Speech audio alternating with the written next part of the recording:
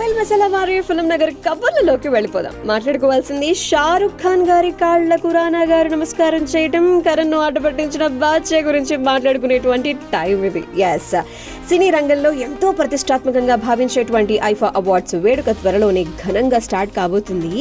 దీనికోసం రీసెంట్ గా ముంబైలోని ఒక స్పెషల్ ప్రీ ఈవెంట్ నిర్వహించారు. ఈ ఈవెంట్ కి బాలీవుడ్ హీరో షారుఖ్ ఖాన్, రానా, కరణ్ జోహార్, సిద్ధాంత్ చతుర్వేది, అభిషేక్ బెనర్జీ వీళ్ళందరూ కూడా హాజరయ్యారు. భలే సందడిగా జరిగిందిలేండి. ఇందులో షారుఖ్ గారు కొత్త హెయిర్ స్టైల్లో కనిపించారు. అందరి దృష్టి ఆయన పైన తెలుసా.